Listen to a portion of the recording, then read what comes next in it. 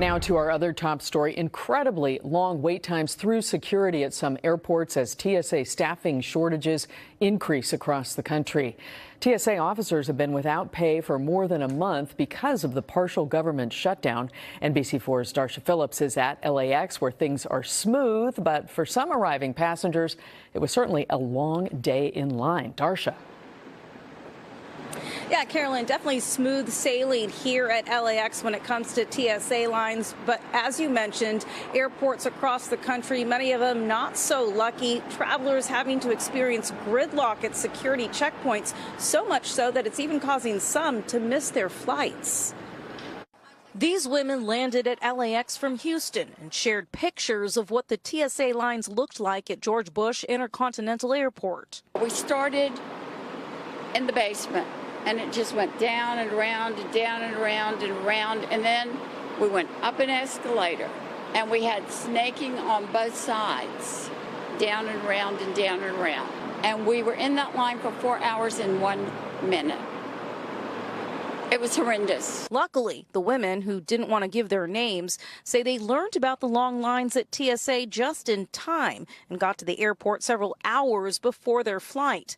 ICE agents, they say, were helping out with TSA duties, but things still moved extremely slowly. I think that's the whole thing. Everyone realized it was nobody's fault that was there, and everyone just took it in stride. A lot of people missed flights, but they were doing a great job at rebooking people. About 60,000 TSA agents have been working without pay since the partial government shutdown February 14th, and sick calls within the agency are surging. They're hopeless.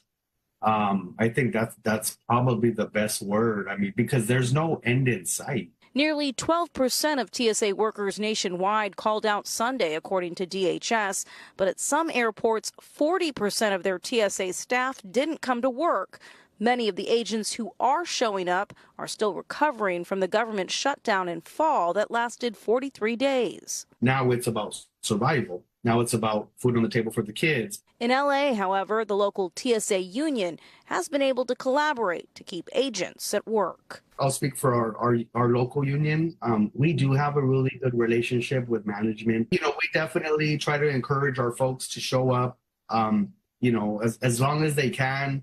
We're also trying to reach out and get resources for our folks. And Carolyn, all of this happening as there is a nationwide shortage of TSA workers. According to DHS, more than 400 TSA agents have quit their jobs since the government shutdown began. Reporting live tonight from LAX, I'm Darsha Philips, NBC4 News. Thank you, Darsha. In San Francisco, an incident involving ICE officers and a crying woman is getting a lot of attention today. DHS said the officers were escorting a mother and daughter through the airport Sunday. When the mother tried to escape, that's when she was arrested. That was caught on camera. Homeland Security said the woman had a final deportation order dating back to 2019. They will both be sent back to Guatemala. SFO uses private contractors as TSA screeners, so ICE does not have an active presence at that airport. Meanwhile, the Department of Homeland Security now has a new leader. Late this afternoon, the Senate voted to confirm Oklahoma Senator Markwayne Mullin for secretary.